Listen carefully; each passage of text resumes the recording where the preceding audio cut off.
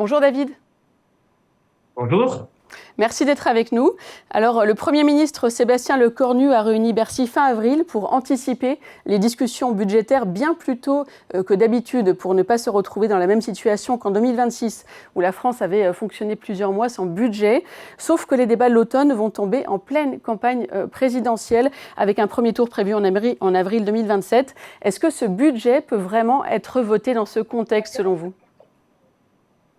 C'est toute la difficulté, hein. C'est un gouvernement minoritaire. Le budget, en plus, c'est pas un budget de croissance, c'est un budget en temps de crise. Donc, c'est un budget qui, pour respecter nos engagements européens, doit baisser le déficit. Donc, ça veut dire hausse des prélèvements ou baisse des dépenses. Et on sait très bien que c'est jamais les situations faciles à arbitrer. Donc, effectivement, le fait qu'il y ait en plus une campagne présidentielle peut amener à un blocage. Enfin, je veux dire, le blocage, on le vit depuis 2 ans, hein. Déjà, c'était déjà la raison de la dissolution d'Emmanuel Macron, mais la situation s'est aggravée en fait après la dissolution. Alors, le gouvernement vise un déficit à 4,1% du PIB en 2027, comme il s'y est engagé auprès de Bruxelles. Mais la crise au Moyen-Orient pèse sur la croissance et relance l'inflation. Est-ce que cette trajectoire tient encore ? C'est difficile de dire. En fait, l'inflation, c'est plutôt bon pour les finances publiques, hein, parce que ça fait des rentrées fiscales du fait de la TVA, qui est le premier impôt. Bon, ça alourdit aussi les dépenses, mais globalement, voilà, c'est plus facile pour un gouvernement, ne serait-ce que parce que il n'indexe pas certaines prestations, notamment les salaires des fonctionnaires, sur l'inflation. Donc, il gagne à ce niveau-là. Bien sûr, ça crée aussi du mécontentement chez les fonctionnaires. Donc, c'est pas non plus si simple. Et donc, oui, alors le problème aussi, c'est qu'il y a, avec la situation géopolitique, des hausses de budget pour la défense. Là, il y a eu une hausse de 36 milliards jusqu'en 2030 qui a été votée. Donc, voilà, donc on a à la fois des hausses de dépenses, des recettes fiscales qui seront pas très, très bonnes, mais l'inflation va plutôt aider le gouvernement en réalité. Alors, l'année dernière, Sébastien Lecornu a eu recours au 49.3 pour faire passer le budget 2026. Est-ce que vous voyez une autre issue pour le budget 2027 ? Il y a plusieurs possibilités. Le 49.3, bah, c'est la voie courante en réalité, hein, puisque tous les budgets passent en 49.3. Et puis il y a aussi les épisodes. Alors, du coup, c'est risqué parce que le gouvernement peut tomber à ce moment-là, et surtout pour préparer la campagne présidentielle. Et puis après, bah, il y a aussi la loi spéciale, hein, qui permet de remettre, enfin réutiliser le budget de l'année précédente, ce qui n'est pas toujours très simple, hein, parce que ça engendre plein de contraintes pour le fonctionnement des services publics en particulier, et puis ça ne répond pas forcément aux attentes. Un budget qui serait voté à la va-vite pour éviter une crise politique, c'est encore un vrai budget ou c'est finalement un document comptable sans vraiment de cap ? Ça peut être un vrai budget. En fait, s'il arrive à faire passer par 49.3 son budget, ça peut tout. C'est pas une loi spéciale, je veux dire, ça peut être un budget complet. Voilà, mais le problème, c'est qu'il faut qu'il y ait une majorité qui ne s'oppose pas, hein, parce que c'est le principe du 49.3. Il faut qu'il y ait une majorité de députés qui fasse tomber le gouvernement. Et c'est vrai que bah, c'est toujours le risque, hein, quand on est minoritaire. Alors, je voulais également qu'on parle de Total Energy. La compagnie a annoncé 5,8 milliards de dollars de bénéfices au premier trimestre 2026, en hausse de 51% sur un an. Et son PDG, Patrick Pouyanné, prévient si une taxe sur les superprofits est adoptée, Total Energy mettra fin à son plafonnement volontaire des prix dans ses stations. Comment est-ce que vous lisez cette situation, David ? Tout d'abord, j'avais déjà ici sur cette antenne expliqué que Total allait gagner avec la crise, hein, puisque elle était, alors elle a aussi fait en plus des bonnes opérations financières, hein, ce que je pouvais pas moi-même anticiper. Mais le pétrole de Total ne vient pas exclusivement du Moyen-Orient, donc ce pétrole-là ne coûte pas plus cher à produire, et donc par contre, il est vendu beaucoup plus cher, et c'est ça qui fait que Total gagne beaucoup d'argent. C'est un peu, il faut le dire, une rente de situation. Voilà, donc c'est un profit qui n'est pas lié à une stratégie, ou alors effectivement une stratégie de diversification des ressources, mais ça, en fait, toutes les compagnies le font. Non, c'est que effectivement, ça bloque là où Total alors, est présent, hein. Total a quand même des concessions pétrolières au Moyen-Orient, mais a aussi d'autres concessions d'autres endroits. Le souci du blocage des prix, c'est que, alors c'est une manière peu coûteuse finalement pour Total de se faire, voilà, comment dire, de se faire bien voir de l'opinion et de désamorcer la tension politique qui est justement celle d'une taxe sur les super profits de Total. Mais il y a des soucis parce que En fait, est-ce que c'est pas anticoncurrentiel, hein, parce qu'on a d'autres distributeurs qui ne peuvent pas suivre Total. D'ailleurs, Or, Total, il dénonce une concurrence déloyale. oui, bien sûr, bah, c'est une forme de concurrence déloyale et je ne suis pas sûr que Total pourrait maintenir ce blocage des prix parce que si c'est lui, enfin, de fait, c'est lui-même qui raffine le pétrole et donc s'il le vend cher aux distributeurs et qu'il vend moins cher ou à prix cassé à ses propres stations-service, bah là, c'est une distorsion de concurrence et ça peut effectivement, la justice peut entraîner, enfin, peut empêcher Total de maintenir cette politique. Et dans ce cas-là, bah, évidemment, reviendra la question de la taxe. Alors, selon l'ONG Oxfam, les 6 plus grands pétroliers mondiaux, dont Total Energy, vont engranger 37 millions de dollars de bénéfices supplémentaires par jour en 2026 par rapport à 2025 grâce à la crise. Est-ce que ça change finalement la nature du débat? On ne parle plus d'un profit normal, entre guillemets, mais d'un enrichissement directement lié à un contexte de guerre. Oui, bien sûr. Non, mais Oxfam a raison, mais enfin, c'est pas non plus une découverte, hein. C'est-à-dire que quand il y a une pénurie dans la production, les offreurs gagnent beaucoup d'argent. En fait, le prix augmente. Alors, les quantités exploitées et vendues baissent, hein. Ça c'est le principe du blocage du détroit d'Ormuz. C'est-à-dire qu'on ne peut plus exploiter le pétrole et le vendre, mais du coup, ça fait augmenter les prix. Et pour ce type de biens énergétique. On appelle ça en économie, on dit que l'élasticité prix est faible. Et ça veut dire qu'en fait, donc, quand on a une élasticité prix faible, ça veut dire que malgré la hausse des prix, la demande baisse faiblement. Et en fait, ça fait augmenter les prix bien plus, à un niveau bien plus important que pour les biens normaux. Et le pétrole étant un produit essentiel, eh bien, voilà, les prix augmentent. Et donc, ça augmente le chiffre d'affaires. Malgré le fait que la production vendue baisse, les prix augmentent plus vite que ce que ne baisse la production, et donc le chiffre d'affaires et donc les profits augmentent beaucoup pour les pétroliers. Tous les pétroliers, c'est logique. Alors, un mot de politique, le PS et les écologistes ont déposé des propositions de loi pour taxer les super profits des entreprises pétro-gazières. Le RN est divisé, Marine Le Pen est pour, Jordan Bardella est plus réticent.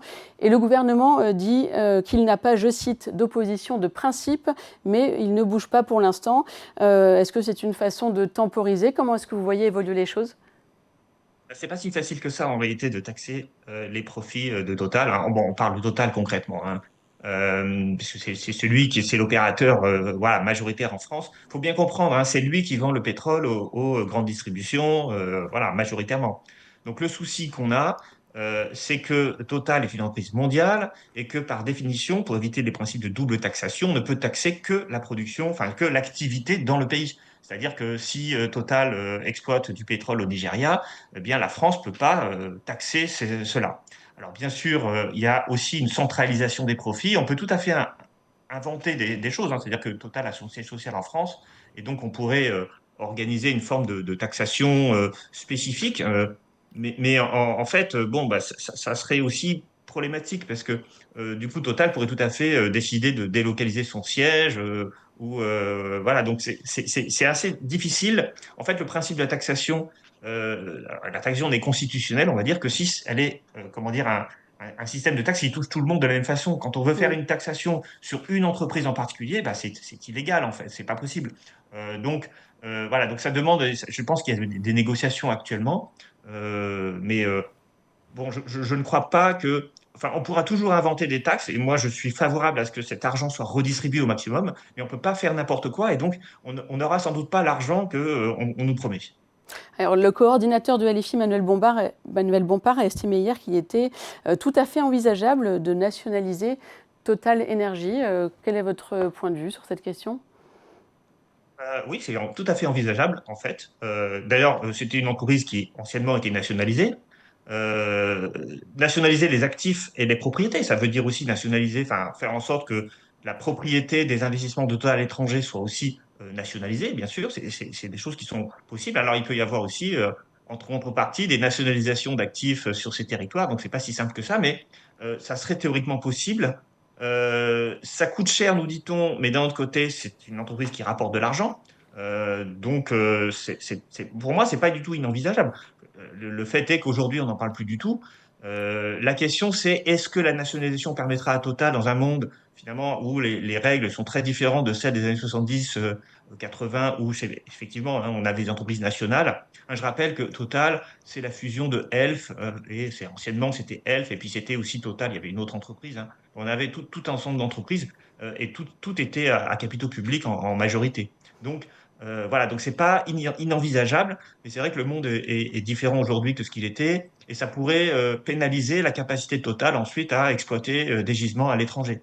Et voilà, donc c'est aussi ça le souci. Mais pour l'économie, ça serait quelque chose de positif selon vous?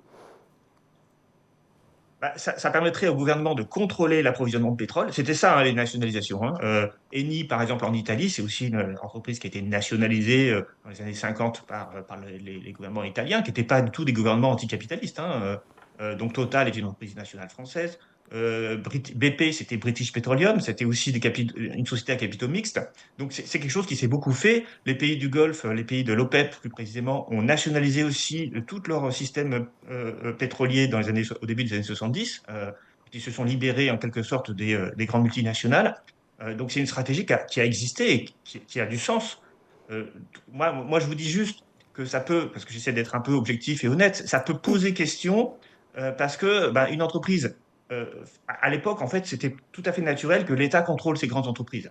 Il y avait des contrôles qui étaient soit directs par nationalisation, soit même aux États-Unis, il n'y avait pas de nationalisation, mais il y avait des contrôles parce que les contrats d'exploitation étaient négociés directement par les gouvernements. Mais aujourd'hui, si l'État français devait nationaliser Total, on risquerait d'avoir des rétorsions de la part des pays producteurs. On pourrait, voilà, en tout cas, moi, je pense que ça serait possible, mais la situation géopolitique, il faut bien comprendre qu'elle est différente aujourd'hui que ce qu'elle était dans les années 60-70. Alors pour finir, David, un mot de l'accord commercial entre l'UE et les États-Unis. En juillet 2025, à Turnberry, en Écosse, les deux parties s'étaient entendues sur un cadre commercial 15% de droits de douane américains sur les produits européens, en échange d'une suppression des tarifs européens sur la plupart des produits industriels américains. 10 mois plus tard, cet accord n'est toujours pas appliqué côté européen et Donald Trump s'agace et fixe le 4 juillet comme ultimatum. Pourquoi est-ce que ça coince ? D'abord, ça ne coince pas tant que ça, parce que le Parlement européen a déjà validé le principe de la taxation à 0% de l'UE. Hein. Je vous rappelle que cet accord, c'est un accord qui permet aux États-Unis de taxer plus les importations européennes sur son territoire et qui demande en échange qu'on lui taxe plus du tout les exportations que lui-même, enfin tout ce qu'il exporte dans l'Union européenne. C'est Donc pas c'est un accord qui déséquilibré est... comme accord ? Ah non, bah oui, si, c'est déséquilibré. C'est ça le problème. Et par ailleurs, il fait valoir le fait qu'il y a un déficit commercial des États-Unis. C'est vrai sur la balance des biens, c'est-à-dire que l'Union européenne exporte plus de biens que les États-Unis n'exportent en Europe. Mais par contre, sur la balance des services, c'est pas du tout vrai. Au contraire, les Américains font beaucoup d'excédents et ça, c'est lié au numérique. Et donc, dans cet accord, l'Union européenne acceptait le fait, malgré globalement un équilibre global, hein, c'est-à-dire on n'est pas si déséquilibré que ça quand on prend en compte la balance de services, eh bien l'Union européenne a accepté de baisser à zéro ses droits de douane et cette baisse des droits de douane a été validée par le Parlement européen. Le problème, du point de vue de Trump, c'est que le Parlement européen a mis des conditions, c'est-à-dire que les États-Unis acceptent parfaitement,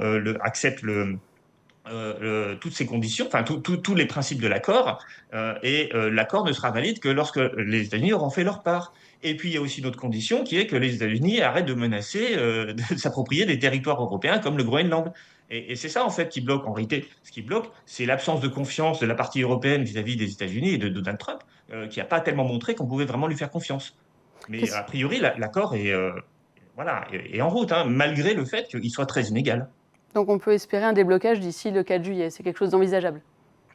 Oui, alors je ne sais pas si on doit l'espérer, mais, mais en tout cas, la partie européenne fait ce qu'elle peut dans les circonstances pas du tout simples où elle n'a pas un partenaire véritablement loyal en face, hein, parce que Donald Trump ne cesse de changer de position sur tout un ensemble de sujets.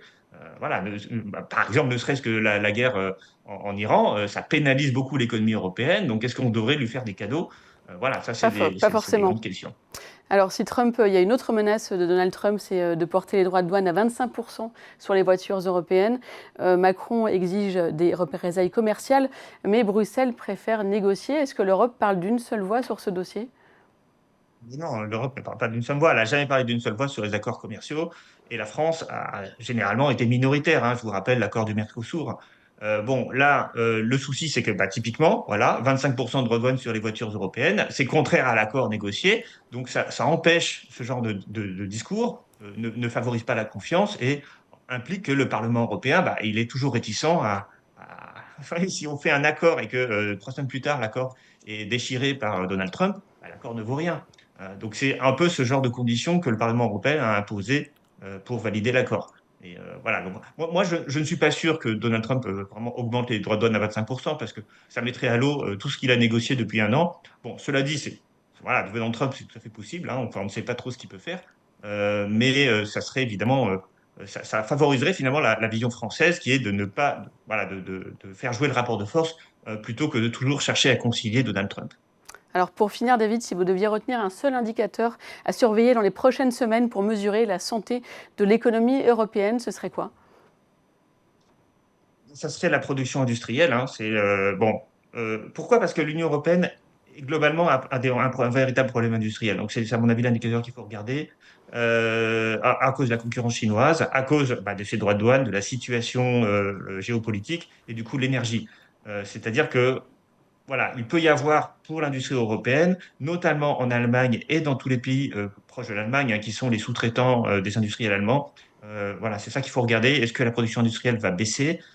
On a une crise industrielle majeure en Allemagne, hein, on ne le dit pas assez, l'Allemagne va pas bien du tout. Elle a connu quasiment 3 années de récession et toute la force de son économie, l'industrie automobile, souffre aujourd'hui beaucoup de la situation actuelle. Voilà, donc c'est ça qu'il faut regarder.